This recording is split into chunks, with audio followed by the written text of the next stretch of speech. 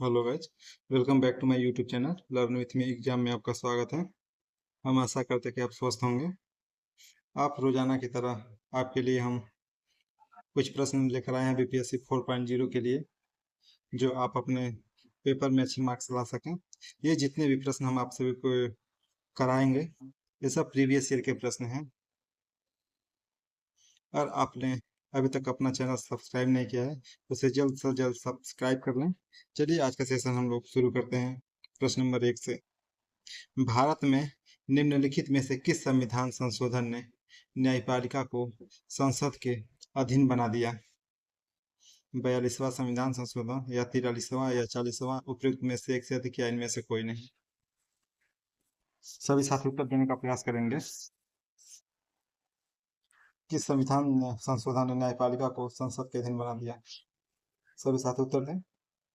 इसका option number A सही होगा, 42वां संविधान संशोधन, जो कि 1976 का बना हुआ है।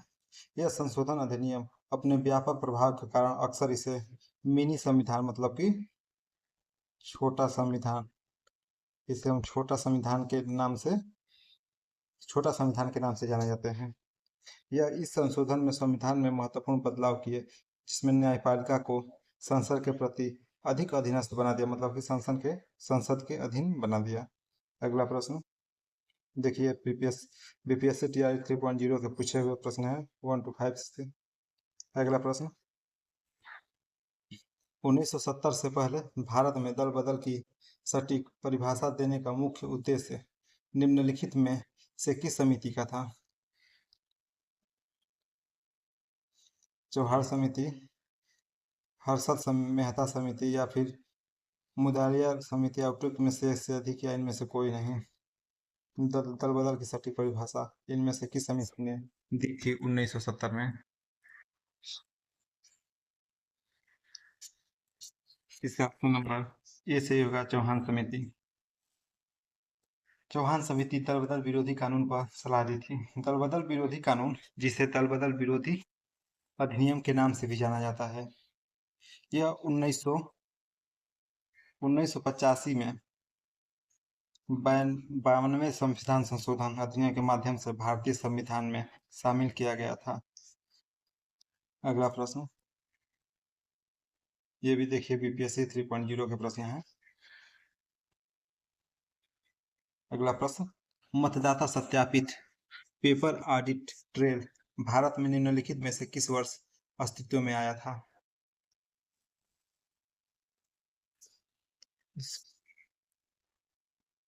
इसका ऑप्शन नंबर ए सही होगा, 2013 में। आइए हम भारत में मतदाता सत्यापित पेपर ऑडिट ट्रेल भारत में आया था 2013 में। अगला प्रश्न, दूरदर्शन का ध्येय वाक्य है बहुजन हिताय बहुजन सुखाय सत्यम शिवम सुंदरम सत्यमेव जयते, उपयुक्त में से एक से अधिक या इनमें से कोई नहीं। दूरदर्शन का ध्येय वाक्य है, आप लोग ने जितने भी दूरदर्शन चैनल पहले देखते थे, इस टाइम पता नहीं आ रहा है कि नहीं आ रहा है, लेकिन पहले दूरदर्शन आता था तो उसके नीचे ऐसे ही कुछ बनाया रहता था, यहीं पे लिखा रहता था सत्यम शिवम सुंदरम। सत्यम शिवम सुंदरम के नाम से दूरदर्शन का ध्येय वाक्य है। अगला प्रश्न, भारत में दबाव समूह निम्नलिखित में से किससे पीड़ित है? भारत में दबाव समूह निम्नलिखित में से किससे पीड़ित है? पहला, संस्कृतिवाद या विचारधारा में प्रतिबद्धता की कमी में, या देश की राजनीति में स्वयं भूमिका से कमी में, या उपयुक्त में से एक से अधिक या इनमें से कोई नहीं। भारत में दबाव समूह निम्नलिखित में से किससे पीड़ित है? इसका ऑप्शन नंबर सभी साथी देने का प्रयास करेंगे। इसका ऑप्शन नंबर डी सही होगा, उपयुक्त में से अधिक।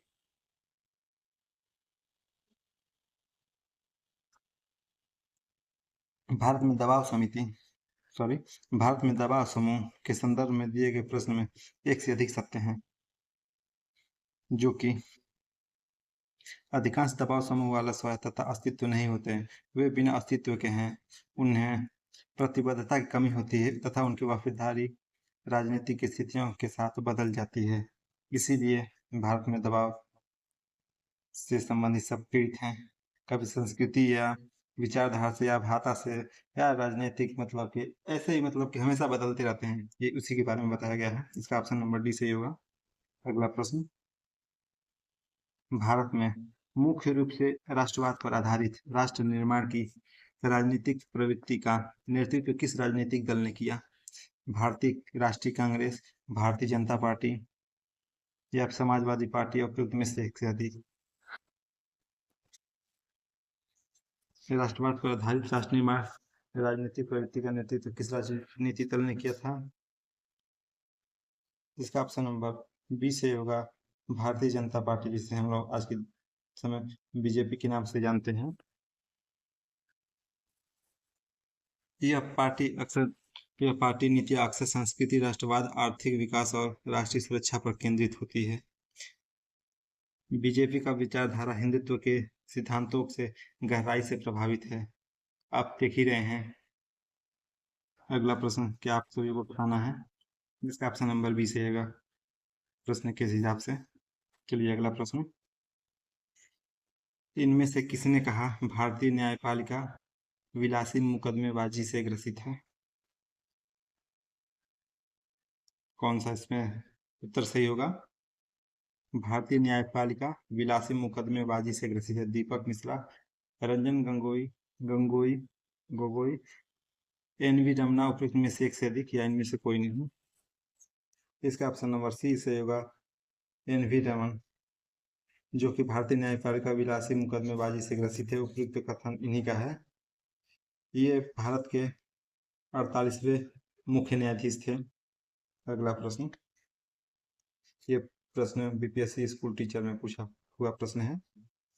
अगला प्रश्न, निम्नलिखित में से कौन सा बुनियादी मूल्य सभी नेताओं द्वारा भारत के संविधान पर विचार विमर्श हेतु संविधान निर्मात्री सभा के मिलने से बहुत पहले ही स्वीकार कर लिया गया था? इसका कौन सा ऑप्शन सही होगा?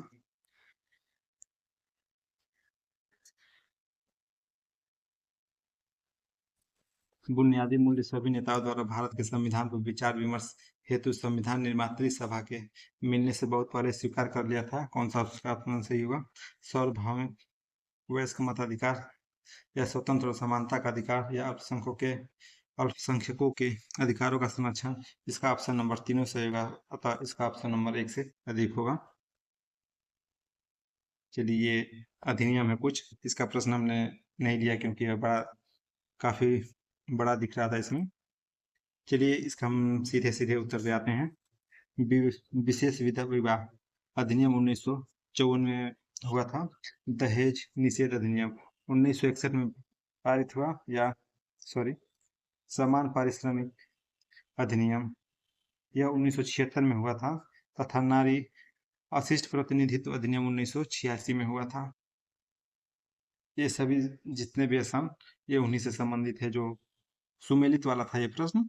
चलिए अगला प्रश्न, सामाजिक तथा शैक्षिक रूप से पिछड़े वर्गों के आरक्षण हेतु भारत सरकार के 13 अगस्त 1990 के आदेश की वैधता निम्नलिखित में से किस वर्ष निर्गत हुई थी? 1991, 1992, 1993 में। इसका कौन सा ऑप्शन सही होगा?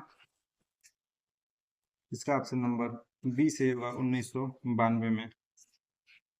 यह 13 अगस्त 1990 के आदेश की वैधता 1992 है, जो कि जन शिकायत एवं पेंशन मंत्रालय ने भारत सरकार के सरकारी पदों और सेवाओं में सामाजिक एवं शैक्षणिक रूप से पिछड़े वर्गों के 27% आरक्षण देने के मंडल आयोग की सिफारिश को लागू करने का प्रावधान हेतु कार्यालय आदेश जारी किया था। यह आदेश इंदिरा गांधी सहानी बनाम भारत सरकार मामले की चुनौती दी गई, अतः भारत के सर्वोच्च न्यायालय के 11 वरिष्ठ न्यायाधीशों ने 1992 में भारत सरकार के उक्त आदेश को वैधता प्रदान कर दी, मतलब कि पारित कर दिए। अगला प्रश्न, भारत के किस संस्था का आदर्श वाक्य है, धर्मो रक्षिता कानून तभी रक्षा करता है जब हम उसकी रक्षा करते हैं, मतलब कि रक्षा की जाती है। सही बात है। इसका कौन सा ऑप्शन सही होगा? अनुसंधान और विश्लेषण विंग, भारतीय सेना, भारत का सर्वोच्च न्यायालय, उपयुक्त में से एक से अधिक या इनमें से कोई नहीं। भारत के किस संस्था का आदर्श वाक्य है धर्मो रक्षिता रक्षिता? धर्मो रक्षति रक्षिता। इसका ये सही होगा, अनुसंधान और विश्लेषण विंग। इसी इसी को हम लोग RAW के नाम से जानते हैं, रिसर्च एंड एनालिसिस विंग।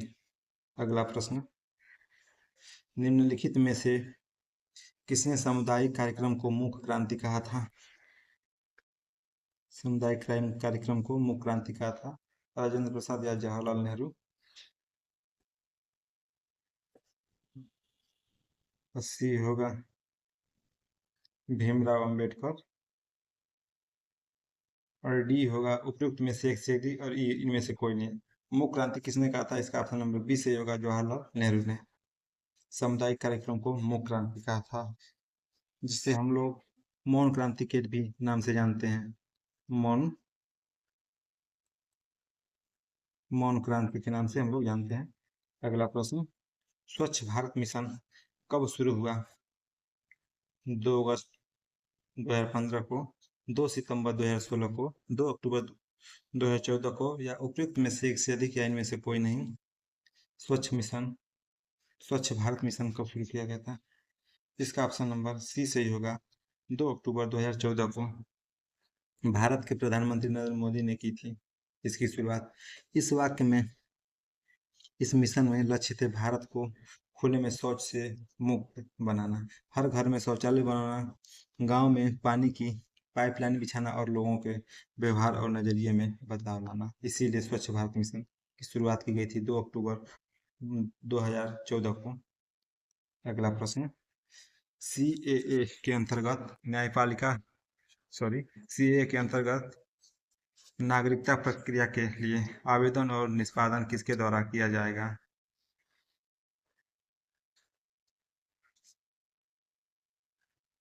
सभी साथी उत्तर देने का प्रयास करेंगे। CAA के अंतर्गत नगर पालिका प्रक्रिया के आवेदन और निष्पादन किसके द्वारा किया जाएगा?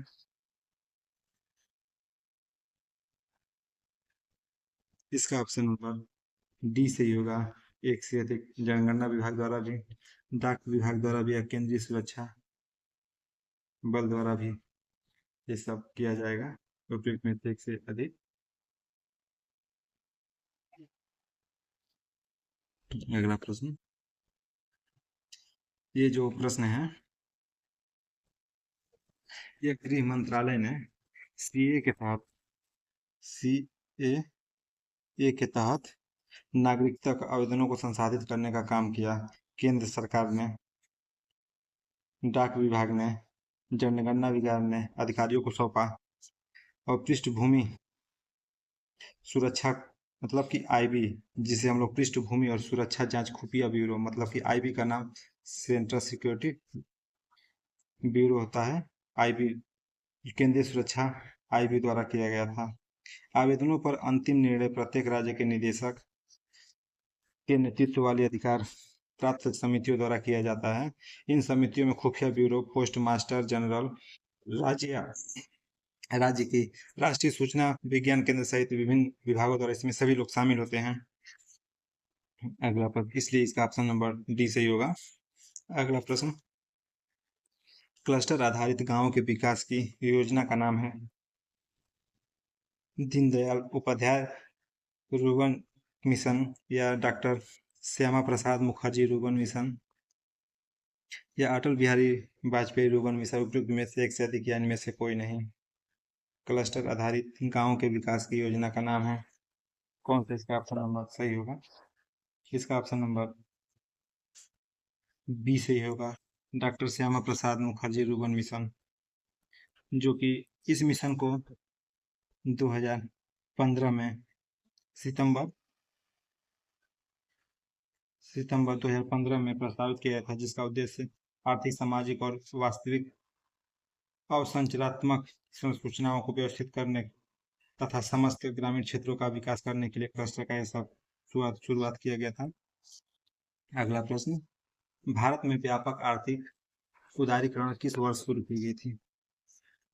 1991 के बाद, 1991 के बाद, या फिर 2001 के बाद, या फिर 1981 के बाद? उपयुक्त में से एक से दिया, इनमें से कोई नहीं। व्यापक आर्थिक उदारीकरण किस वर्ष शुरू हुआ था? इसका ऑप्शन नंबर ए सही होगा, 1991 के बाद। इस अवधि में भारत की आर्थिक नीति में एक महत्वपूर्ण।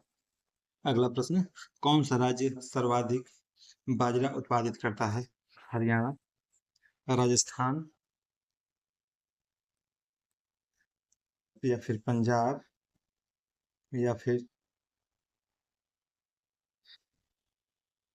गुजरात? कौन सा ऑप्शन इसमें सही होगा? सर्वाधिक बाजरा उत्पादित करता है, इसका ऑप्शन नंबर बी से होगा, राजस्थान, जो कि देश के कुल बाजरा का प्रतिशत 28.6% उत्पादित करता है। भारत का राजस्थान सर्वाधिक बाजरा उत्पादित करता है। अगला प्रश्न, भारत का कौन सा राज्य मोटा अनाज का सबसे बड़ा उत्पादक है? राजस्थान, महाराष्ट्र, तमिलनाडु? उपयुक्त में से एक से अधिक, या इनमें से कोई नहीं? मोटा अनाज सबसे बड़ा उत्पादक है राजस्थान, इसका ऑप्शन नंबर ए सही होगा। आर्थिक समीक्षा 2022-2023 के अनुसार कुल मोटा अनाज उत्पादन में अग्रणी क्रमशः कर्नाटक का कितना था? 14.34%। राजस्थान का सबसे ज्यादा 2022-23 में कर्नाटक का था, लेकिन इसमें कर्नाटक ऑप्शन दिया नहीं है, राजस्थान दिया, इसकी वजह से 13.89% राजस्थान का है, इसका ऑप्शन नंबर ए सही होगा। अगला प्रश्न, मध्य प्रदेश के क्षेत्रफल का लगभग कितना प्रतिशत खेती योग्य है? 2024 में पूछा टीआरई 3.0 में मध्य प्रदेश का क्षेत्रफल लगभग कितना प्रतिशत खेती के लिए योग्य है? इसका ऑप्शन नंबर सी से होगा, 50%। क्षेत्रफल की दृष्टि से मध्य प्रदेश देश का दूसरा सबसे बड़ा राज्य है। अगला प्रश्न, अन्नपूर्णा योजना राशन कार्ड किसके लिए है? अन्नपूर्णा योजना राशन कार्ड किसके लिए है? वृद्ध व गरीब लोगों जो 65 वर्ष से अधिक के हो, या फिर गरीबी रेखा के ऊपर वाले परिवार, या फिर गरीबी रेखा के नीचे वाले परिवार? उपयुक्त में से एक से अधिक, या इनमें से कोई नहीं? इसका ऑप्शन नंबर ये सही होगा, वृद्ध व गरीब लोग जो 65 वर्ष से अधिक के हो गए हों। अगला प्रश्न, सर्व शिक्षा अभियान किसने प्रारंभ किया? इंदिरा गांधी, नरसिंह राव, अटल बिहारी वाजपेयी? उपयुक्त में से एक से अधिक, या इनमें से कोई नहीं? सर्व शिक्षा अभियान किसने प्रारंभ किया? सभी साथी उत्तर देने का जल्द से जल्द प्रयास करेंगे।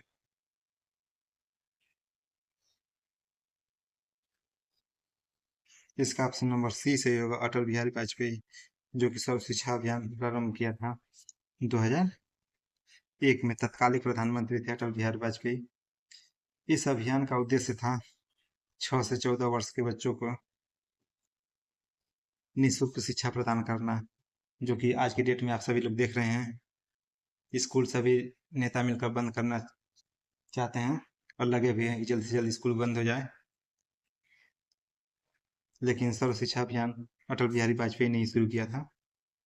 अगला प्रश्न, एंगस मेडिसन की पुस्तक the world economic historical statistics के अनुसार प्राचीन काल में भारत का विश्व जीडीपी पीपीपी में कितने प्रतिशत का अंशदान था? 32%, 20%, या 12%? उपयुक्त में से एक से अधिक, या इनमें से कोई नहीं? कौन सा इसका ऑप्शन नंबर सही होगा? इसका ऑप्शन नंबर ए सही होगा, 32%, जो कि अब ब्रिटिश अर्थशास्त्री थे तथा जो आर्थिक वृद्धि और विकास के माप एवं विश्लेषण के विशेषज्ञ भी थे। चलिए अगला प्रश्न, प्रधानमंत्री लाल बहादुर शास्त्री ने भारतीय राष्ट्र के मूल्यों और लक्ष्यों को चुनौती देने वाले निम्नलिखित में से किन मुद्दों का सामना करना पड़ा? सामाजिक और आर्थिक परिवर्तन के लिए खाद्यान्न की कमी, या फिर पाकिस्तान 1965 में पाकिस्तान भारत के साथ युद्ध, या फिर दक्षिण भारत में हिंदी विरोधी आंदोलन, या उपयुक्त में से इसका ऑप्शन नंबर डी होगा। चलिए इसकी हम लोग व्याख्या देखते हैं। लाल बहादुर शास्त्री 1964 से 1966 तक भारत के प्रधानमंत्री के रूप में कार्य किया।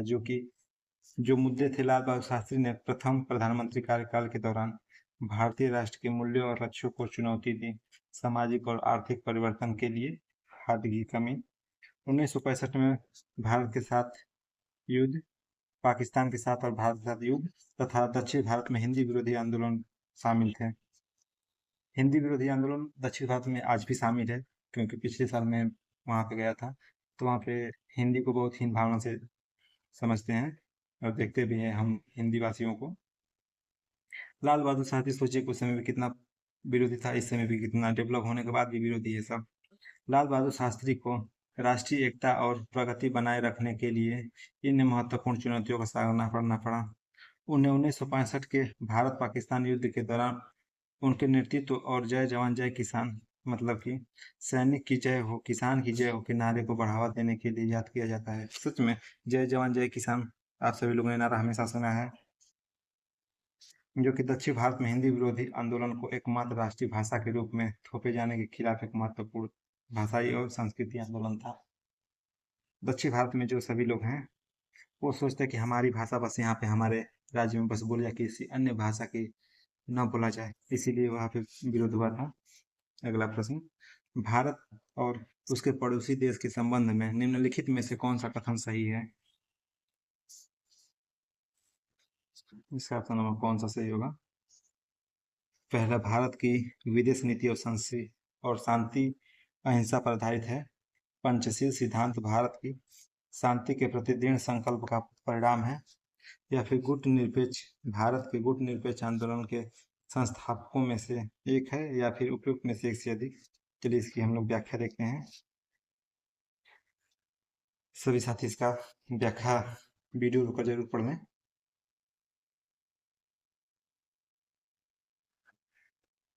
चलिए अगला प्रश्न, कौन सा देश G7 का सदस्य नहीं है? कनाडा, रसिया, यूएसए, उपयुक्त में से एक से अधिक, या इनमें से कोई नहीं। G7 का मतलब जानते क्या है? इसका मतलब ग्रुप ऑफ 7, मतलब विश्व की 7 उन्नत अर्थव्यवस्थाओं का एक अनौपचारिक समूह, जिसमें कनाडा शामिल है, फ्रांस शामिल है, कनाडा, फ्रांस, सॉरी, ये सब शामिल हैं। Canada, France, Germany, Italy, Japan. Japan कितना? 1 2 3 4, जो कि 1975 में विश्व के 6 धनी राष्ट्रों की सरकार को मिलकर बनी थी। इसमें से पूछा है कौन सा G7 में शामिल नहीं है। इसका ऑप्शन नंबर बी सही होगा। ग्रुप ऑफ 7 में शामिल नहीं है रसिया। आज का प्रश्न सभी साथी यहीं पे समाप्त होता है। आई होप अव्यय है, प्राचीन, मोटा, गरीब और इसका सभी साथी उत्तर देने का प्रयास करेंगे। इसका ऑप्शन नंबर चौथा सही होगा, और जो कि अव्यय है, जिस पर लिंग, वचन, कारक कोई प्रभाव नहीं पड़ता, ये ज्यों का त्यों रहता है। अगला प्रश्न, हिंदी में पूर्ण विराम का चिन्ह है, कौन सा इसमें सही होगा? हिंदी में पूर्ण विराम का चिन्ह है,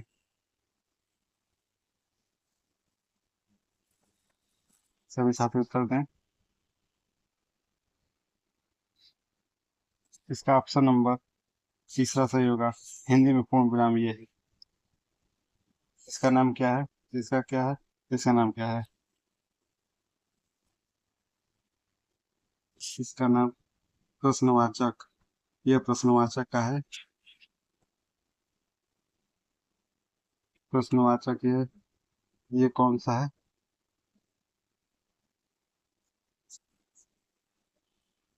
सभी साथी उत्तर इसका बताएं। ये है इसमें आदि बोधक।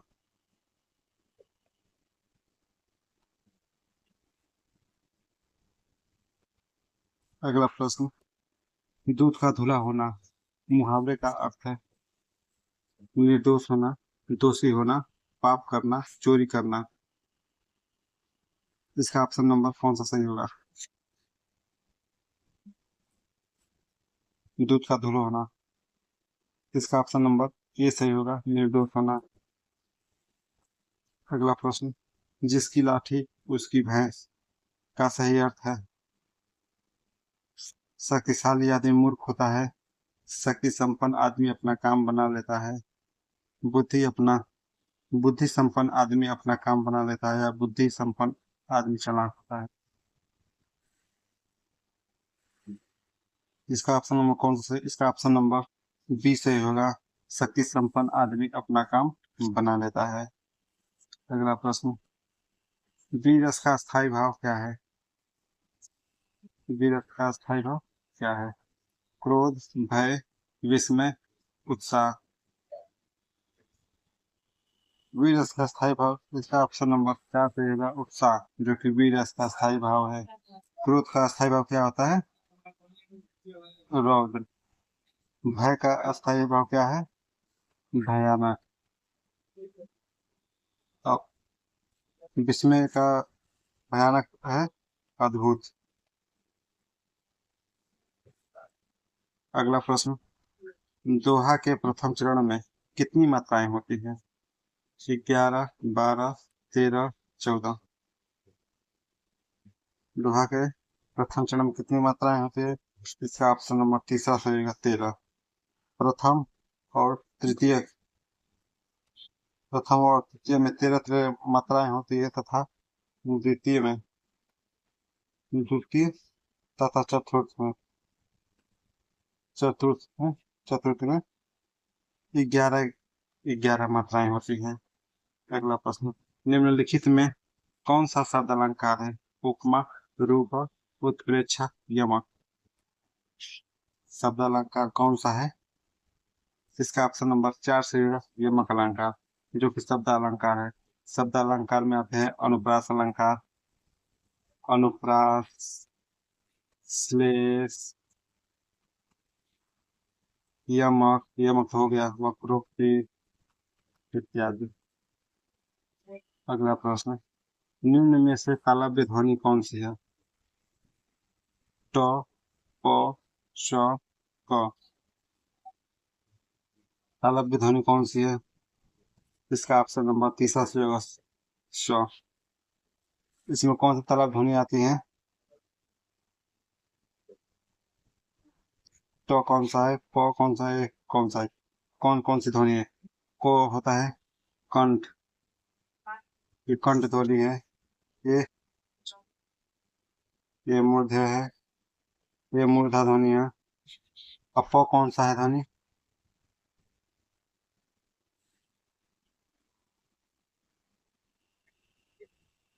ये प हम लोग किस जगह से उच्चारित करते हैं? ये हम लोग ओष्ठ से उच्चारित करते हैं। अगला प्रश्न, निम्न में से कौन सा पूर्ण अघोष है? क, ग, घ, ज। अघोष कौन सा है? इसका ऑप्शन नंबर कौन सा? ऑप्शन नंबर 1 अघोष को है। पहला और दूसरा अघोष होता है, तीसरा चौथा पांचवा क्या होता है? सघोष होता है। अगला प्रश्न, निम्न में से कौन सा शब्द स्त्रीलिंग है? उपहार, ग्रंथ, रचना, मस्तक। इसका ऑप्शन नंबर 4 से होगा, रचना। स्त्रीलिंग कैसे पहचाने? रचना, अपने मन से बोल कर देखिए, रचना कैसे आती है? रचना लिखी जाती है, रचना लिखा जाता है? आप सभी साथियों बोलेंगे कि रचना लिखी जाती है, रचना हुई, ये सब। उपहार दिया जाता है, दी जाती है, उपहार दिया जाता है। मस्तक होता है या होती है, मस्तक होता है। नतमस्तक जिसे कहा जाता है। ग्रंथ, ग्रंथ होता है या होती है, ग्रंथ लिखा जाता है या लिखी जाती है, ग्रंथ लिखा जाता है। तो इसमें स्त्रीलिंग होगा रचना। अगला प्रश्न, निम्न में से कौन सा शब्द पुल्लिंग है? इच्छा, राष्ट्र, रक्षा, योग्यता। इसका ऑप्शन नंबर दूसरा से होगा राष्ट्र। राष्ट्र होता है, इच्छा होती है, रक्षा की जाती है, योग्यता होती है। ये सब स्त्रीलिंग है। अगला प्रश्न, किस शब्द का प्रयोग सदा बहुवचन में होता है? लड़का, घोड़ा, प्राण, वधु। बहुवचन में होता है जो कभी बदलता नहीं। इसका ऑप्शन नंबर तीसरा से होगा प्राण, जो कि हमेशा बहुवचन में होता है, जो कभी बदलता नहीं, हमेशा सदा बहुवचन में प्रयोग होता है इसका। इसमें बहुवचन के शब्द कुछ लिख रहे हैं आपको, जैसे प्राण हो गया, वायु हो गया, जल हो गया, आकाश हो गया, ये सब बहुवचन है। अगला प्रश्न, ने किस कारक का चिन्ह है? कर्ता, कर्म, संप्रदान, कारण, करण। इसमें से कौन सा सही होगा? जैसे कर्ता ने कर्म को कर्ण से, संप्रदाय के लिए, इसका ऑप्शन नंबर कौन सा सही होगा? कर्ता ने। इसका ऑप्शन नंबर एक सही होगा, कर्ता ने। अगला प्रश्न, निम्नलिखित में सर्वनाम है? घर, आप, पहाड़, नदी। सभी साथी उत्तर देने का प्रयास करेंगे, कौन सा इसमें सर्वनाम है? इसका ऑप्शन नंबर बी सही होगा, आप, जो कि सब जगह इसका प्रयोग होता है तथा संज्ञा के नामों की जगह यह प्रयुक्त होने वाला शब्द है। सर्वनाम में जैसे आप, मैं, तुम, वह, कौन, इत्यादि। अगला प्रश्न, निम्नलिखित में विशेषण है? लंबाई, समझ, बुढ़ापा, साग। सभी साथी उत्तर दें। इसका ऑप्शन नंबर बी सही होगा, बुढ़ापा, जो कि विशेषण है। विशेषण शब्द वे होते हैं जो सर्वनाम की विशेषता अर्थात गुण, दोष, रंग, आकार की आकार के आधार पर हम उससे का विशेषता बताते हैं तथा उसी के आधार पर उसका बोध होता है, जिसे हम विशेषण कहते हैं। बुढ़ाप में बुढ़ापा मिलकर बना है आपा, जो कि विशेषण है, जिसमें गुण, दोष, रंग, आकार देखकर हम लोग विशेषता बता सकते हैं विशेषण ही। प्रेरणार्थक क्रिया, गिरना, बोलना, सुनना, कहना। प्रेरणार्थक मतलब कि होता है बोलना। अगला प्रश्न, लड़के ने पुस्तक पढ़ी है, इसमें कौन सा काल है? सामान्य वर्तमान काल, पूर्ण वर्तमान काल, संदिग्ध वर्तमान काल या फिर संभाव्य वर्तमान काल।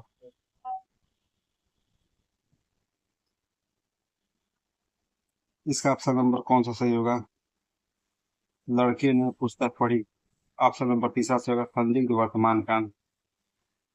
लड़के ने पुस्तक पढ़ी मतलब कि पढ़ी या नहीं पढ़ी, अभी संदिग्ध है, कोई कंफर्म नहीं है। अगला प्रश्न, निम्नलिखित में तद्भव शब्द है? अचरज, अंधकार, अंगरक्षक, आशा।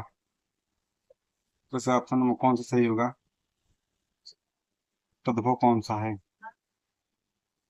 इसका ऑप्शन नंबर ए सही होगा, अचरज।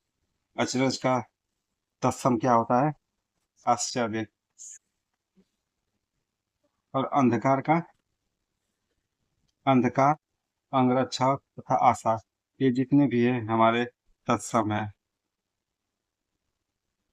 अगला प्रश्न, शीत का विलोम होगा? ठंड, गीत, कृष्ण, उष्ण। शीत का विलोम होगा उष्ण। और ठंडे का क्या होता है? गीत का क्या होता है? कृष्ण का क्या होता है? ये आप सभी साथी कमेंट में बताएं। कर का अर्थ नहीं होता। कर, सूर्य, हाथ, टेक्स, किरण। कर का विलोम, कर का अर्थ नहीं होता समानार्थी। कर मतलब हाथ भी होता है, टेक्स भी होता है, किरण भी होता है, अर्थात सूर्य नहीं होता। इसका ऑप्शन नंबर पहला सही होगा, कर का अर्थ नहीं होता सूर्य। अगला प्रश्न, जो कठिनाई से मिलता है। एक शब्द, दुर्गम, दुर्लभ, अगम, सुलभ। जो कठिनाई से मिलता है, इसका ऑप्शन नंबर बी से होगा, दुर्लभ, जो कि कठिनाई से मिलता है, दुर्लभ। और दुर्गम क्या होता है? जहाँ पहुंचना बहुत कठिन होता है, जहाँ पहुंचना बहुत कठिन होता है। और अगम क्या होता है? न जानने योग्य, अगम। असुलभ क्या होता है? सहज से मिलने वाला, आसानी से मिलने वाला। और जो कठिनाई से मिलने वाला, दुर्लभ। अगला प्रश्न, अनिल, अनल का सही अर्थ देने वाला युग्म है? वायु, अग्नि, अग्नि वायु, हवा पानी, या आग पानी। अनल, अनल मतलब पहले ये बताइए आग होता क्या है?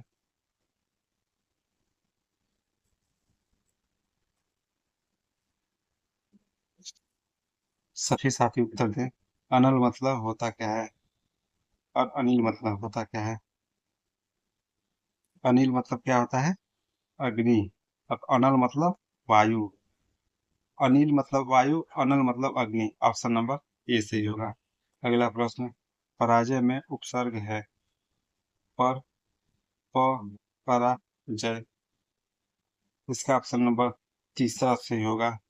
पराजय में ये जो परा है यही उपसर्ग है। उपसर्ग शुरू के जो रहते हैं वो होता है, शुरू में प्रयोग होने वाले उपसर्ग कहलाते हैं। जो अंत में प्रयोग किए जाते हैं वो प्रत्यय प्रयोग होता है। कहाँ प्रयोग होता है? अंत में। अगला प्रश्न, लिखावट में प्रत्यय है? अट, वट, आवट, या अवट। अभी हम आप सभी लोग को बताए हैं आवट, जो कि अंत में लगा है। प्रत्यय अंत में हमेशा होता है और शुरू में उपसर्ग होता है। अगला प्रश्न, महोत्सव का संधि विच्छेद है? महो प्लस उत्सव, महा प्लस उत्सव, मही प्लस उत्सव, या म प्लस उत्सव। इसका कौन सा सही उत्तर होगा? महोत्सव का संधि विच्छेद। इसका ऑप्शन नंबर दूसरा सही होगा, महा प्लस उत्सव। यहाँ पर आ प्लस उ मिलकर ओ बना है, महो। और ये सब गुण संधि का उदाहरण है। गुण संधि, महोत्सव होता है जो गुण संधि का उदाहरण है। अगला प्रश्न, मैंने घर जाना था, वाक्य में अशुद्ध अंश है। मैंने घर था या जाना, इसमें से कौन सा सही उत्तर होगा? इसका ऑप्शन नंबर ए सही होगा, मैंने। मतलब कि इसमें होना चाहिए था मुझे घर जाना था। अगला प्रश्न, देशभक्ति में समास है? द्वंद्व समास, द्विगु समास, तत्पुरुष समास, या अव्ययभाव समास। इसका ऑप्शन नंबर तीसरा से होगा, तत्पुरुष समास। देश के लिए, जो कि के लिए विलुप्त शब्द है। देश के लिए भक्ति मतलब होता है, तत्पुरुष समास में होते हैं। इसमें उत्तर पद, उत्तर पद प्रधान होता है। जो अभी हम बताएं के लिए, वही होता है उत्तर पद, जो कि बीच का लुप्त होता है।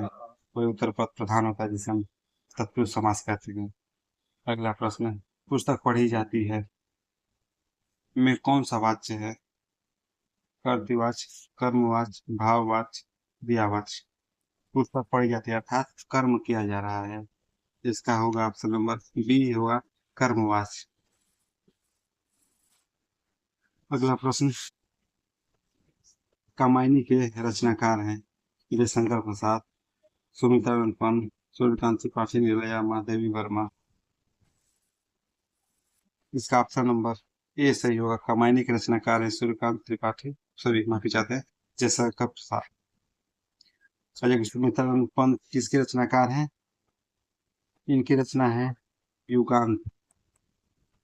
अब सूर्यकांत त्रिपाठी निराला जी की रचना क्या है? अनामिका। अनामिका। तथा महादेव वर्मा का क्या है? पथ के साथ थी। पथ के साथ थी। अगला प्रश्न, गोदान किसके उपन्यास है? यशपाल, प्रेमचंद, भीष्म साहनी, अमरकांत। इसका ऑप्शन नंबर बी से गोदान प्रेमचंद की रचना है। यशपाल की कौन सी रचना है? भीष्म साहनी की कौन सी रचना और अमरकांत की कौन सी रचना है? आप सभी साथी कमेंट में उत्तर दें। अगला प्रश्न, बीजा किसकी रचनाओं का संग्रह है? कबीरदास की, जायसी या सूरदास या तुलसीदास? बीजक। इसका ऑप्शन नंबर ए से होगा कबीरदास। कबीरदास की रचना बीजक है। और जायसी क्या है? पद्मावत। और सूरदास का क्या है? सूर सरावली। और तुलसीदास का क्या है? तुलसीदास का है रामचरितमानस। अगला प्रश्न, अंधेरी नगरी नाटक की रचयिता कौन है? जो कि हम लोग बचपन में काफी पढ़े थे। अंधेरी नगरी, अनुज राजा, टकेसर भाजी, टकेसर खाजा। इसका ऑप्शन नंबर कौन सा सही होगा? जयशंकर प्रसाद, मोहन राकेश, भारतेंदु हरिश्चंद्र, भीष्म साहनी। इसका ऑप्शन नंबर कौन सा सही होगा? अंधेरी नगरी के। इसका उत्तर है तीसरा, भारतेंदु हरिश्चंद्र, जो कि अंधेरी नगरी नाटक लिखे हैं। जयशंकर प्रकाश, मोहन राकेश, भीष्म साहनी। जयशंकर प्रसाद क्या लिखे हैं? रामायण। और मोहन राकेश क्या लिखे हैं? आधे अधूरे। अधूरे। तथा भीष्म साहनी क्या लिखे हैं? तमस। ये सब इनके लेखक हैं। अगला प्रश्न, मोहम्मदन एंग्लो ओरिएंटल कॉलेज की स्थापना की गई थी अलीगढ़ में? 1870, 1880, 1890। उपयुक्त में से सभी या इनमें से कोई नहीं? सभी साथी उत्तर देने का प्रयास करेंगे। इसका ऑप्शन नंबर ई सही होगा। इनमें से किसी में नहीं। मोहम्मदन एंग्लो ओरिएंटल कॉलेज की स्थापना अलीगढ़ में 1877 में हुई थी, जो कि सर सैयद अहमद खान ने मोहम्मद एंग्लो ओरिएंटल कॉलेज की स्थापना की थी। कहाँ? अलीगढ़ में। इसका व्याख्या नीचे दिया गया है, आप इसे वीडियो रोका पढ़ सकते हैं। अगला प्रश्न, महात्मा गांधी का राजनीतिक गुरु कौन था? पहले दादा भाई नौरोजी, एम जी राणा रे, सुरेंद्र नाथ बनर्जी। उपयुक्त में से सभी इनमें से कोई नहीं। का ऑप्शन नंबर ई से होगा, इनमें से कोई नहीं।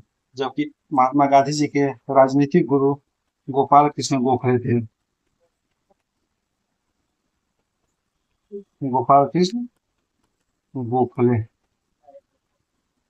अगला प्रश्न, मशहूर इंकलाब, मशहूर इंकलाब नारा, इंकलाब जिंदाबाद किसने दिया था? मशहूर नारा इंकलाब जिंदाबाद किसने दिया था?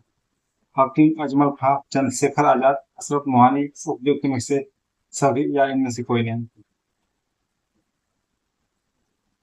इसका ऑप्शन नंबर सी से होगा, अशरफ मोहानी, जो कि इंकलाब नारा, इंकलाब जिंदाबाद नारा दिया था। ये 1921 में उर्दू कवि, भारतीय स्वतंत्रता सेनानी मौलाना हजरत मोहानी द्वारा बनाया गया था। यह 1920 के दशक के अंत में भगत सिंह द्वारा 1900 भगत सिंह द्वारा भगत सिंह भगत सिंह द्वारा 1907 से 1931 के बीच अपने भाषणों और लेखनों के माध्यम से यह लोकप्रिय हुआ। यह हिंदुस्तान सोशलिस्ट रिपब्लिक एसोसिएशन का आधिकारिक नारा भी था। अगला प्रश्न, इनमें से कौन अहरार आंदोलन से संबंधित है? अहरार आंदोलन से संबंधित है हसन इमाम, बदरुद्दीन तैयबजी, महमूद उल हसन, उपयुक्त में से सभी या कोई नहीं? अहरार आंदोलन से संबंधित है, इसका ऑप्शन नंबर एक है होगा हसन इमाम जी, जो कि अहरार आंदोलन की स्थापना 1910 में की गई थी। इसका नेतृत्व मौलाना मोहम्मद अली हकीम, अजमल खान, हसन इमाम, मौलाना जफर अली ने किया था और मजहर उल हक ने किया था, जो कि अहरार आंदोलन के नेता थे, जो कि लखनऊ समझौते के खिलाफ से 1916 में लखनऊ समझौता हुआ था। अगला प्रश्न, निम्नलिखित में से कौन अहरार आंदोलन से संबंधित नहीं था? इससे उस प्रश्न में संबंधित है, इस प्रश्न में संबंधित नहीं थे। सभी लोगों के नेताओं के नाम आपको बताए, तो उसके आधार पर आप उत्तर दें।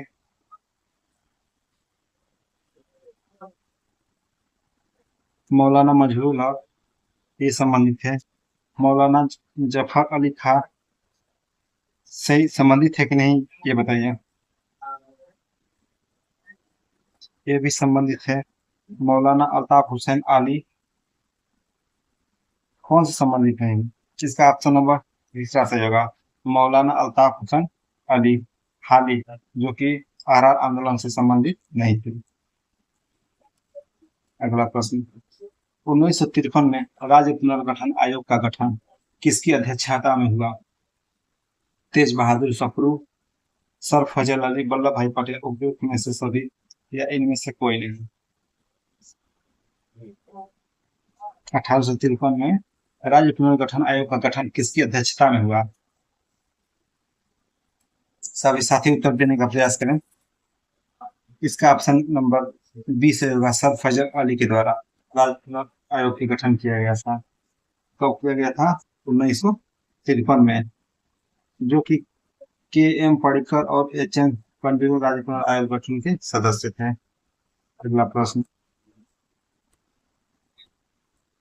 ये सब देख रहे हैं कि 2.0 में आया था, प्रीवियस के जितने भी प्रश्न है पेपर सेकंड में। अगला प्रश्न, किस विचारधारा का राष्ट्रीय आंदोलन से संबंध नहीं है? गांधीवादी, उदारवादी या साम्यवादी, उपयुक्त में सभी या इनमें से कोई नहीं? किस विचारधारा का राष्ट्रीय आंदोलन से कोई संबंध नहीं था? इसका ऑप्शन नंबर ई से होगा, इनमें से कोई नहीं। जबकि गांधीवादी, उदारवादी, साम्यवादी, ये सभी लोग इससे संबंधित थे राष्ट्रीय आंदोलन से। अगला प्रश्न, वह महिला स्वतंत्रता सेनानी कौन थी जो स्वतंत्रता आंदोलन की वयोवृद्ध महिला के रूप में विख्यात हुई, जो कि सबसे बूढ़ी महिला थी, वृद्ध महिला थी? और आसफ अली, गुलाब कौर बिश्नोई देवी साहब, सब यानी में से कोई नहीं? इसका ऑप्शन नंबर कौन सा सही होगा? इसका ऑप्शन नंबर ए सही होगा, और आसफ अली, जो कि स्वतंत्रता सेनानी थी, जो स्वतंत्रता आंदोलन में वयोवृद्ध महिला के रूप में विख्यात थी।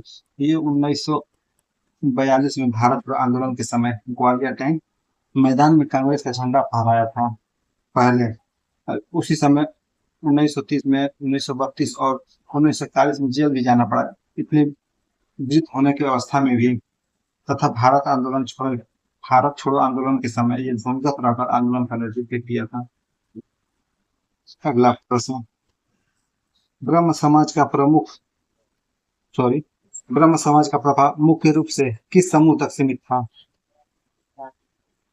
ग्रामीण बंगाल, ग्रामीण और शहरी शिक्षित दोनों समूह में, या शहरी शिक्षित या उपयुक्त में से सभी या इनमें से कोई नहीं? ये उसी का डिफिनेशन है, व्याख्या। कौन सा उत्तर सही होगा इसमें से? सब साथ उत्तर देने का प्रयास करेंगे। इसका ऑप्शन नंबर सी सही होगा, शहरी शिक्षित लोगों के पास। चलिए आइए इसका हम लोग व्याख्या देखते हैं। ब्रह्म समाज का प्रभाव मुख्य शहरी शिक्षित वर्ग तक सीमित था। राजा राम मोहन राय द्वारा स्थापित ब्रह्म समाज, ये किसके द्वारा स्थापित किया गया था ब्रह्म समाज? राजा राम मोहन के द्वारा ब्रह्म समाज स्थापित किया था, जो कि शहरी क्षेत्रों में शिक्षित और प्रगतिशील समाज के वर्ग को प्रभावित करता था, विशेष रूप से कलकत्ता जैसे शहरों में। इसलिए ऑप्शन नंबर सी सही होगा। अगला प्रश्न, डॉक्टर बी आर अम्बेडकर के विषय में निम्नलिखित में से क्या सत्य है? उन्होंने मूक न्याय का प्रकाशन किया, उन्होंने बहिष्कृत एक कारणी सभा का स्थापना किया, उनके देहांत 1956 में हो गया, या एक से अधिक, या इनमें से कोई नहीं। इसका ऑप्शन नंबर कौन सा सही होगा जो कि अम्बेडकर जी के बारे में सत्य है? इसका ऑप्शन नंबर डी से उपरोक्त में से सभी। वो मूक न्याय का प्रकाशन भी किए थे, हितकारी सभा का स्थापना किए थे, बहिष्कृत इसका अधिकार 1956 में उनका देहांत भी हो गया था। उनका जन्म कब हुआ था? उनका जन्म 1891 में महू महू जो कि अब मध्य प्रदेश में पड़ता है, वहां पे हुआ था। उनके पिताजी का नाम राम जी मालोजी सकपाल थे तथा माता का नाम भीमाबाई था। उनका देहांत दिल्ली में हुआ था 1956 में। कहा हुआ था? दिल्ली में। अगला प्रश्न, स्वतंत्र भारतीय स्वतंत्रता संघर्ष के दौरान किसने स्वदेशी बांधव समिति का गठन किया था? अश्वनी कुमार दत्त, बटुकेश्वर दत्त, सूर्य सेन, या उपयुक्त में से सभी, या इनमें से कोई नहीं। इसका ऑप्शन नंबर ए सही होगा, अश्वनी कुमार दत्त, जो कि 6 अगस्त 1905 में स्वदेश बांधव समिति का गठन किया था तथा स्वदेशी वस्तुओं की खपत को बढ़ावा भी दिया था, तथा इन्होंने बिरसाल नामक बड़ी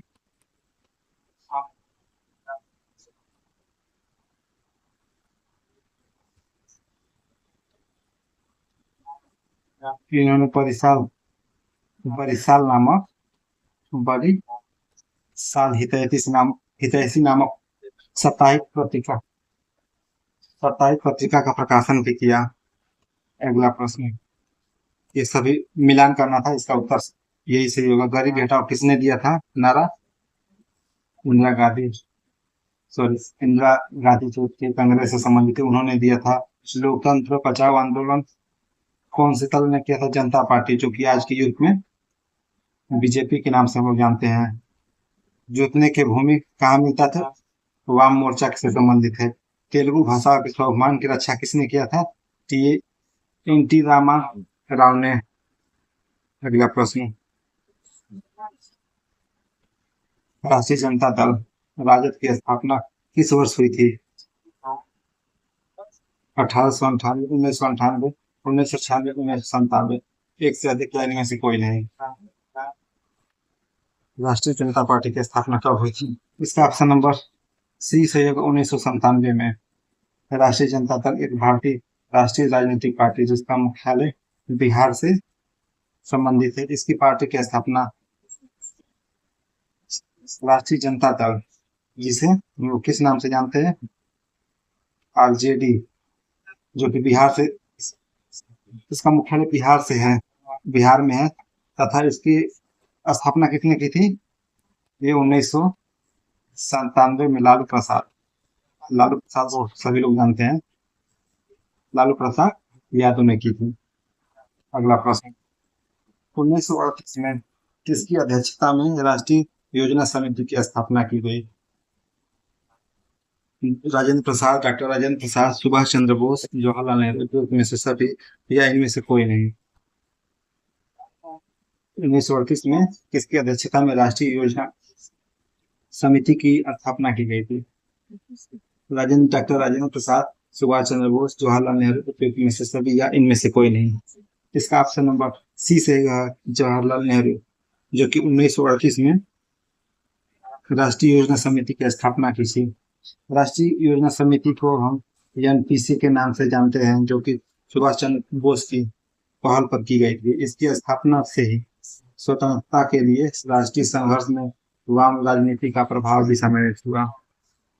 अगला प्रश्न, 1953 में राज्य पुनर्गठन आयोग एसआरसी के सदस्य कौन है? 1953 के राज्य पुनर्गठन आयोग एसआरसी के सदस्य कौन है? के एम पनिक्कर, हृदयनाथ कुंजरू, फजल अली, उपरोक्त में से सभी या इनमें से कोई नहीं? इसका ऑप्शन नंबर डी सही होगा, उपरोक्त में से सभी। आप प्रश्न वर्ग ने भारत में निम्नलिखित में से किस राज्य सरकार को अस्थायी समर्थन प्रदान किया?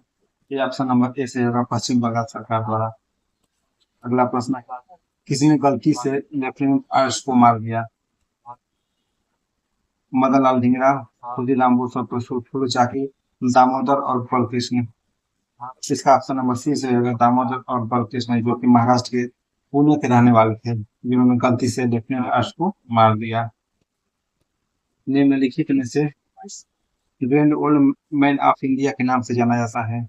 इसे तो इसका ऑप्शन नंबर ए सही होगा, दादा भाई नौरोजी, जिन्हें grand old man of India के नाम से हम लोग जानते हैं।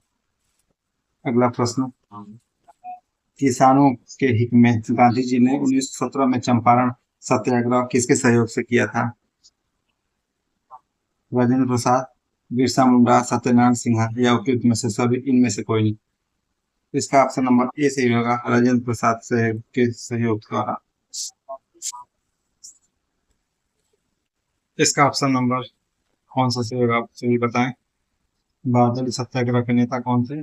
इसका ऑप्शन नंबर बी से होगा, सरदार वल्लभ भाई पटेल, जो कि गुजरात के सूरत जिले में बारडोली तालुका के सरदार वल्लभ भाई पटेल नेतृत्व किया था तथा 30% जो था भू राजस्व के लिए विरोध शुरू किया। अगला प्रश्न, भारतीय राष्ट्रीय कांग्रेस के पहले अध्यक्ष, सभी छात्र उत्तर देने का प्रयास करेंगे। भारतीय राष्ट्रीय कांग्रेस के पहले अध्यक्ष कौन थे? डब्ल्यू.सी. बनर्जी, दादा भाई नौरोजी, बदरुद्दीन तैयब जी या उपयुक्त में से सभी या इनमें से कोई नहीं? पहले कांग्रेस के पहले अध्यक्ष कौन थे कांग्रेस के?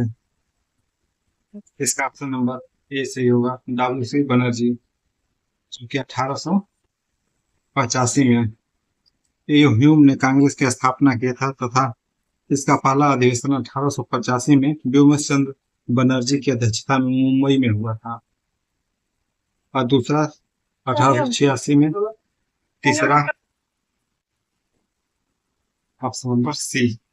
अगला प्रश्न, निम्नलिखित में से कौन होम रूल आंदोलन से संबंधित नहीं था? बाल गंगाधर तिलक, एनी बेसेंट, सरोजिनी नायडू, उपयुक्त में से सभी या इनमें से कोई नहीं? इसका ऑप्शन नंबर ई सही होगा, सभी लोग ये संबंधित है, ये संबंधित है, ये संबंधित है, तीनों लोग होम रूल आंदोलन से संबंधित है। अगला प्रश्न, जलियांवाला बाग कांड के दौरान भारत का वायसराय कौन था? इसे हर एक लड़का बता सकता है। ऑप्शन नंबर से ए, लॉर्ड चेम्सफोर्ड, जो कि जलियांवाला बाग हत्याकांड के दौरान भारत का वायसराय था। जलियांवाला बाग हत्याकांड, जबकि इसका कार्यकाल लॉर्ड चेम्सफोर्ड का कार्यकाल 1916 से 1921 तक रहा। इसी के काल में 1917 में शिक्षा पर सैडलर आयोग का गठन किया गया, जो 1919 में रोलेट एक्ट पारित हुआ। 1919 में क्या हुआ था? रोलेट एक्ट पारित हुआ, जिसके विरोध में जलियांवाला बाग नरसंहार हुआ।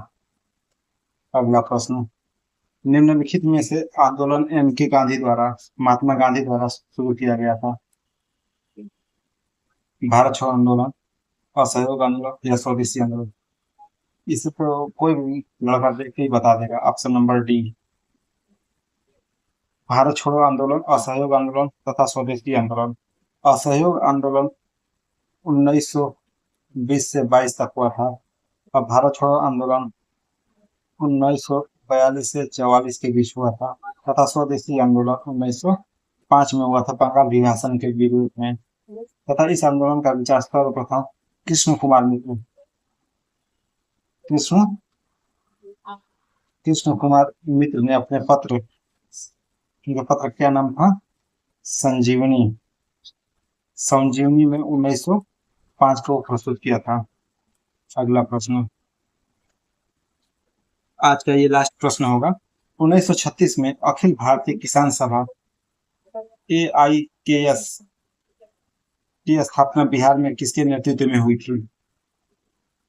जयप्रकाश नारायण, राजेंद्र प्रसाद, स्वामी सहजानंद सरस्वती।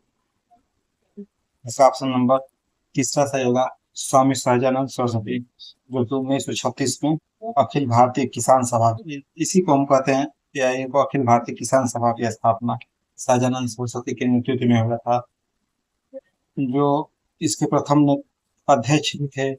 इस सत्र में NG रंगा इनके प्रमुख सचिव को चुना गया था, जो कि इनके प्रमुख सचिव थे। आई होप आपको ये सेशन पसंद आया होगा। हम आशा करते हैं कि आप लगातार पढ़ाई को जारी रखते हैं।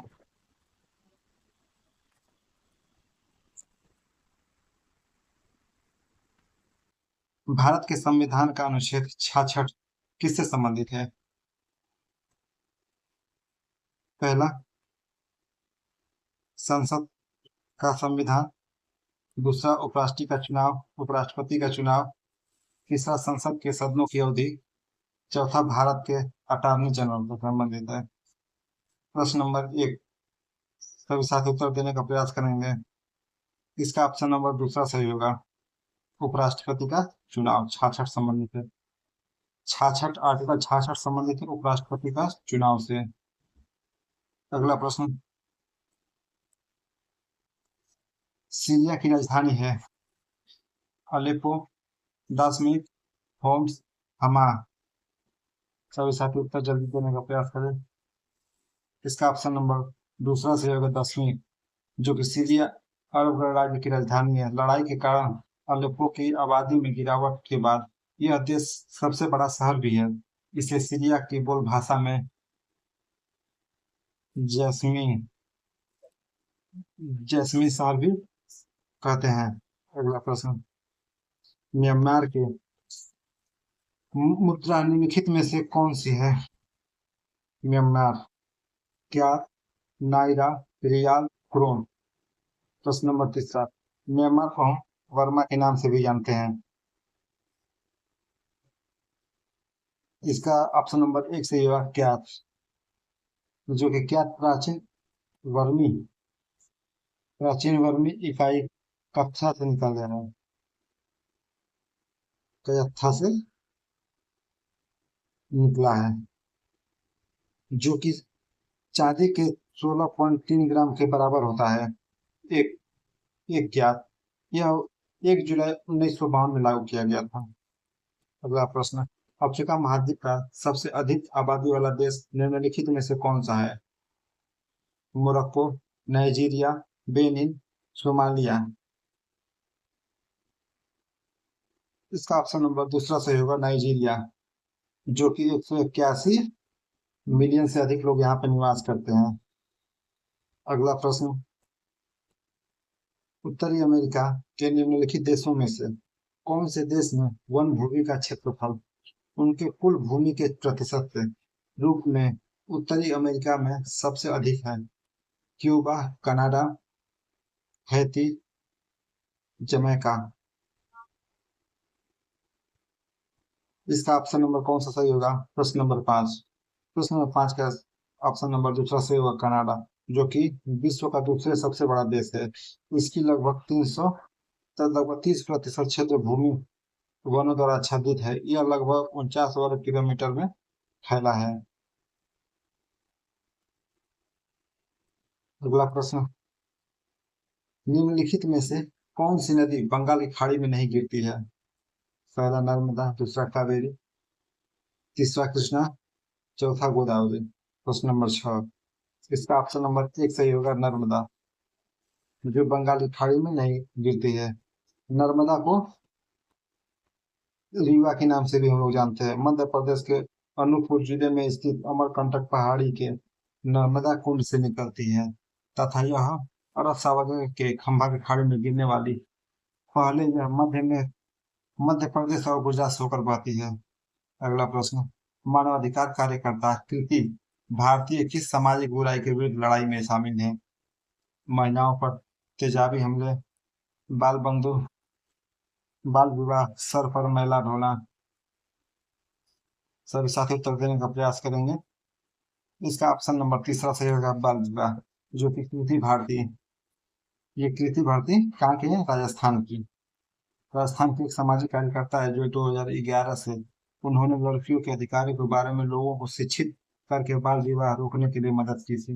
अगला प्रश्न, भारत सरकार छत्तीसगढ़ को एक विशेष नक्सल विरोधी युद्ध प्रबल प्रदान करने जा रही है, उसका नाम क्या है? Black panther, greyhound, cobra, white tiger. इसका ऑप्शन नंबर एक सही है, ब्लैक पैंथर, जो कि हिमाचल प्रदेश की राजधानी, माफी चाहते हैं, यह 31 मई 2018 को केंद्रीय गृह मंत्री राजनाथ सिंह ने घोषणा की कि छत्तीसगढ़ को ग्रेहाउंड इकाई के तर्ज पर ब्लैक पैंथर रखा जाएगा, जो कि एक विशेष युद्ध नक्सलियों में प्रबल होती है। यह तेलंगाना और आंध्र प्रदेश में कार्यरत है। अगला प्रश्न, भारत और पाकिस्तान के बीच किस वर्ष शिमला समझौता पर हस्ताक्षर किए गए थे? 1970, 1972, 1974, 1976। इसका ऑप्शन नंबर दो सही होगा, 1972, जो कि हिमाचल प्रदेश की राजधानी शिमला है।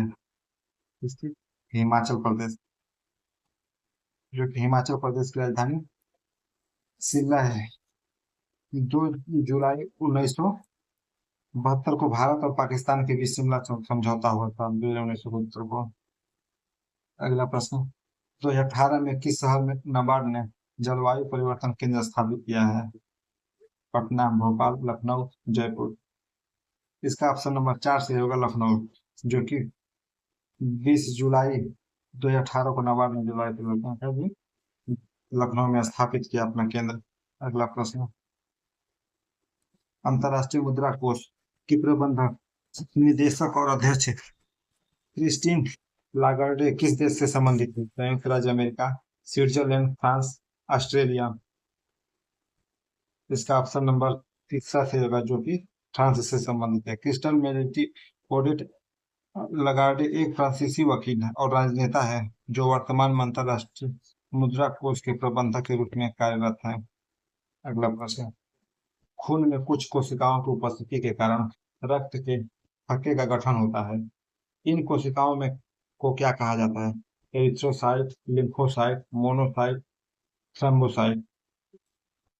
प्रश्न नंबर 12,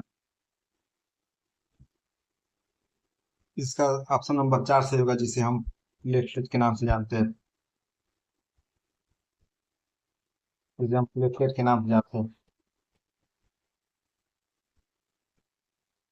इसी कारण थक्का बनने में हम लोग का मदद करता है। अगला प्रश्न, जीवित प्राणियों में निषेचन के दौरान नर और मादा गैमीट का संयोजन एक कोशिका बनाने के लिए होता है, जिसे कहा जाता है युग्मनज, भ्रूण, डिंब, शुक्राणु। इसका ऑप्शन नंबर एक से होगा, युग्मनज, जो कि अर्धसूत्रीय विभाजन के द्वारा जंतुओं में शुक्राणु तथा अंडाणु एवं पादपों में नर तथा मादा युग्म बनाते हैं, जिसमें गुणसूत्रों की संख्या आधी रह जाती है। अगला प्रश्न 14, आराम करने वाले व्यक्ति की नाड़ी की दर आमतौर पर प्रति मिनट धड़कने के बीच क्या होती है?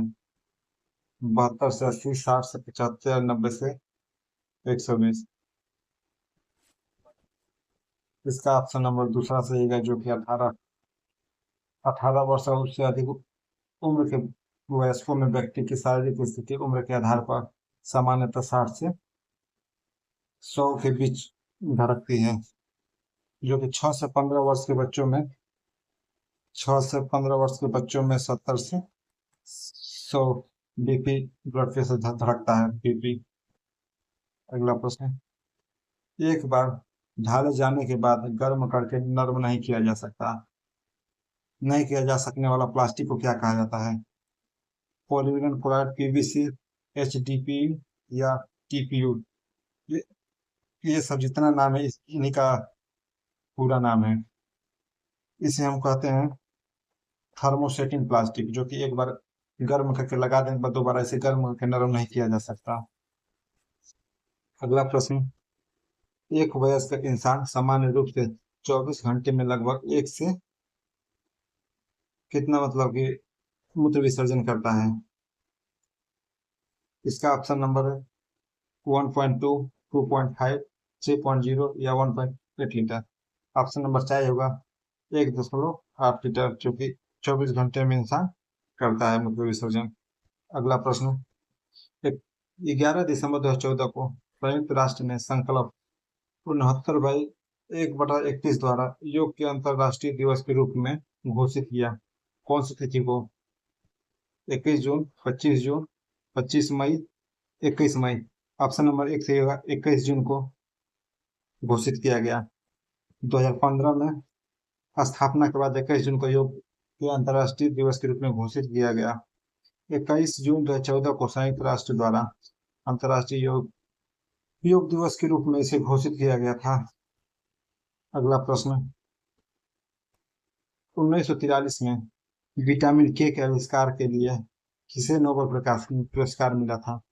सिकंदर, डोइजी एंड डैम, कार्ल नियस या स्टैनफोर्ड मूरे।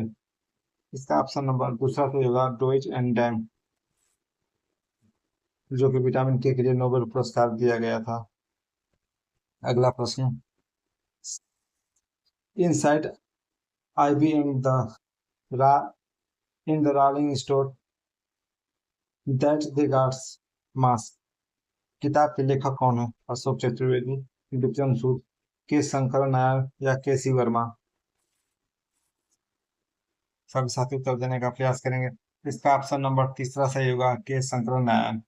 के शंकर नारायण, जो कि सिंगापुर के पूर्व भारतीय उच्चायुक्त द्वारा लिखा गया है, जो 1971 के बांग्लादेश युद्ध की सफलता का श्रेय नायर जी को दिया जाता है। इन्हें मिली इसी पुस्तक में लिखा गया है। अगला प्रश्न, किन संशोधन ने संसद और राज्य विधानमंडल पर माल और सेवा कर को नियंत्रित करने वाले कानून बनाने के लिए एक साथ शक्ति प्रदान की? 101वें संशोधन 2014 के, 115वां संशोधन 2014, 120वां संशोधन 2014, 122वां संशोधन 2014। इसका ऑप्शन नंबर कौन सा सही होगा? सभी साथ उत्तर दें। इसका ऑप्शन नंबर 4 सही होगा, 22वां संविधान संशोधन 1914 में ये कानून पारित किया गया था। अगला प्रश्न, एक अनधिकृत कंप्यूटर प्रोग्राम एक अधिकृत कार्यक्रम की तरह व्यवहार करता है, जिससे वह वास्तव में क्या कर रहा है उसे छुपाता है, इसे संभवत कहते हैं? ट्रोजन हॉर्स, वायू, डिडलिंग, स्पैनिंग। प्रश्न नंबर 21, इसका ऑप्शन नंबर ए सही होगा, ट्रोजन हॉर्स, जो कि एक अनधिकृत कंप्यूटर प्रोग्राम है जो एक अधिकृत प्रोग्राम के रूप में कार्य करता है। अगला प्रश्न, जकार्ता एशियाई खेल 2018 में शूटिंग में स्वर्ण पदक जीतने वाले 16 वर्षीय सौरभ चौधरी उत्तर प्रदेश से किस जिले से संबंधित हैं? इलाहाबाद, गोरखपुर, मेरठ या अलीगढ़। इसका ऑप्शन नंबर तीसरा सही होगा, मेरठ से ये सौरभ चौधरी संबंधित हैं, जो कि इनके गांव का नाम कलीना नाम के गांव से ये संबंधित है। उन्होंने 10 मीटर एयर पिस्टल में 2018 में खेलों में स्वर्ण पदक जीता। उन्होंने चेगान कोरिया में 2018 में विश्व चैंपियन में जूनियर में 10 मीटर एयर पिस्टल में स्वर्ण भी जीता था। अगला प्रश्न, निम्नलिखित में से कौन सी नदी यमुना नदी की सहायक नदी नहीं है? केन, बेतवा, चंबल, कल्याणी। केन, बेतवा, चंबल, ये सब यमुना नदी की सहायक नदी है, जबकि ये कल्याणी यमुना नदी की सहायक नदी नहीं है। अगला प्रश्न, मृदा जिसमें मुख्य रूप से पोटास की कमी है उत्तर प्रदेश के किस जिले में पाई जाती है? बहराइच, गोंडा, बलरामपुर, जौनपुर। इसका ऑप्शन नंबर एक सही होगा, जौनपुर, जो कि पोटेशियम की कमी के कारण वहां पे मृदा नहीं पाई जाती है। मतलब जौनपुर में खासकर ये मृदा होती है जिसमें पोटासियम की कमी पाई जाती है। जो हल जो हल्की रेतीली मिट्टी का सबसे आम है उत्तर प्रदेश राज्य में उत्तरी पश्चिमी क्षेत्र में पोटास की कमी पाई जाती है, जैसे जौनपुर, आजमगढ़, महोबा। जौनपुर, आजमगढ़, महोबा इत्यादि।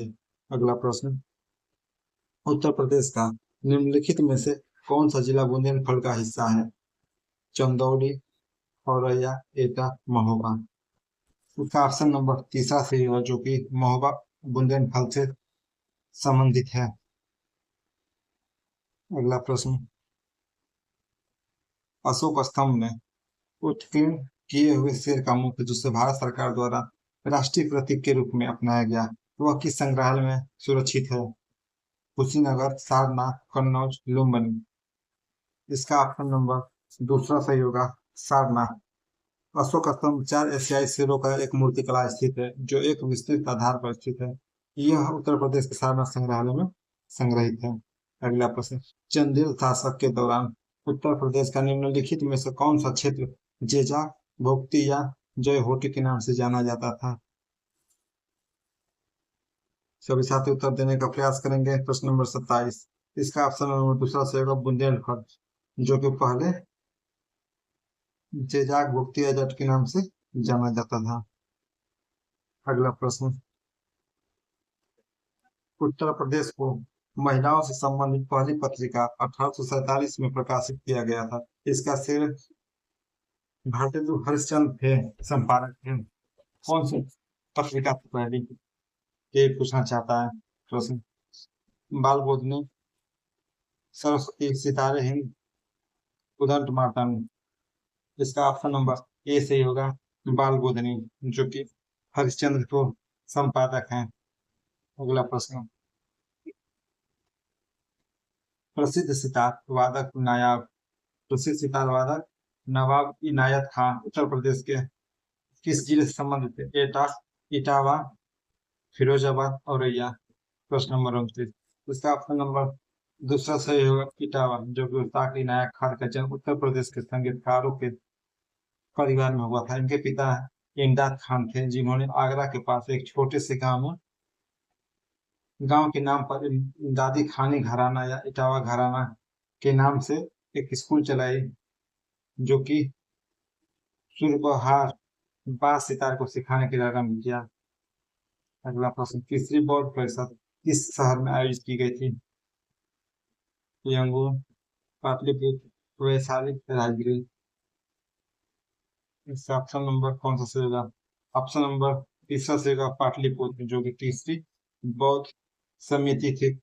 250 साल पूर्व पाटलिपुत्र में अशोक ने अशोक ने पाटलिपुत्र में अशोक ने इसे आयोजित कराया था। इसकी अध्यक्षता वयोवृद्ध भिक्षु मोगली मोगली दत्तिस ने मोगली दत्त तिस ने की थी। इस परिषद में 1000 भिक्षुओं ने भाग लिया था। अगला प्रश्न, भारतीय रिजर्व बैंक की स्थापना किस वर्ष हुई?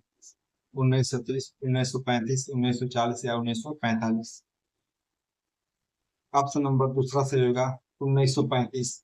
भारतीय रिजर्व बैंक का केंद्रीय बैंक 1 अप्रैल 1 अप्रैल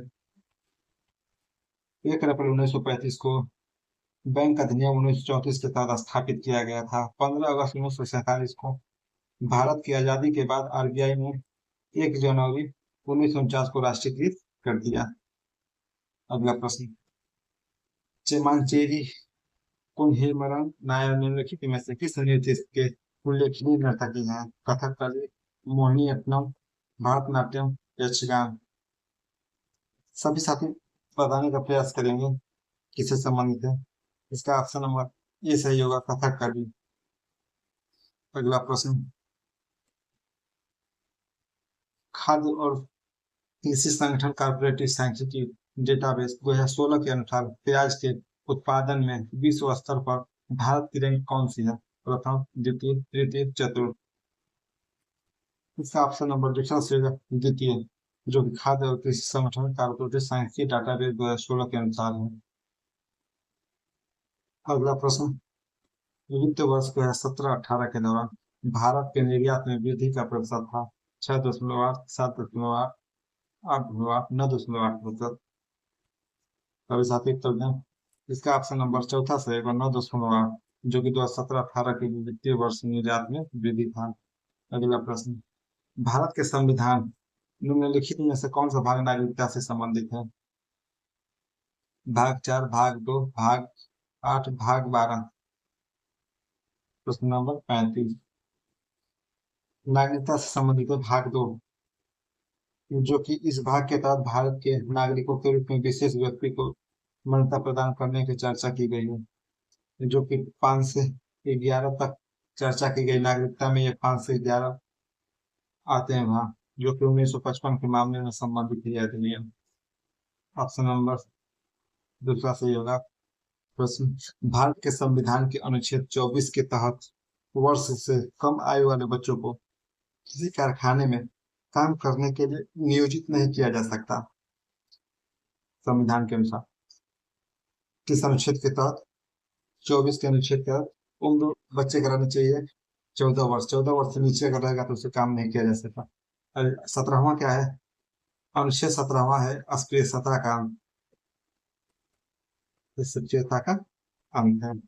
अगला प्रश्न, भारत के संविधान का निम्नलिखित में से कौन सा अनुच्छेद राष्ट्रपति के चुनाव की प्रक्रिया से संबंधित है? अनुच्छेद 67, अनुच्छेद 55, अनुच्छेद 51, अनुच्छेद 74। सभी साथी उत्तर देने का प्रयास करेंगे। इसका ऑप्शन नंबर दूसरा सही होगा, अनुच्छेद 55, जो कि भारत के राष्ट्रपति के चुनाव की प्रक्रिया है। राष्ट्रपति के चुनाव में विभिन्न राज्यों के प्रतिनिधित्व के पैमाने एकरूपता होती है, जो कि आयोजित की जाती है। अगला प्रश्न, आज का सेशन का लास्ट प्रश्न, निम्नलिखित में से कौन भारत में पहली लोकसभा के उपसभापति थे? रवि राय, बलिराम, एम अनंत शयनम अयंगर या जी लक्ष्मण। प्रश्न नंबर 38, इसका ऑप्शन नंबर तीसरा सही होगा, एम अनंत शयनम अयंगर, जो कि पहले लोकसभा के उपसभापति थे। हुआ 1948 में गणेश वासुदेव मेनका के अध्यक्ष गणेश वासुदेव मालवंकर मालवंकर के अध्यक्ष के रूप में निर्वाचित होने के बाद लोकसभा के उपसभापति के रूप में 1956 में मालवंकर की मौत हो गई, जिसके बाद लोकसभा के अध्यक्ष के रूप में निर्वाचित किया गया। आई होप आपको ये सेशन पसंद आया होगा। आप अपने दोस्तों को अधिक से अधिक शेयर करें, लाइक करें और कमेंट में जरूर बताएं, ताकि हम आप लोगों से मोटिवेट होकर और बेहतर से बेहतर आप लोगों को पढ़ाएं। अधिक से अधिक क्वेश्चन आप लोगों को कराएं, जो कि आप पेपर में एक अच्छे मार्गदर्शन के रूप में आप नंबर प्राप्त कर सकें। तब तक के लिए हमारे चैनल पर आप बने रहें। धन्यवाद।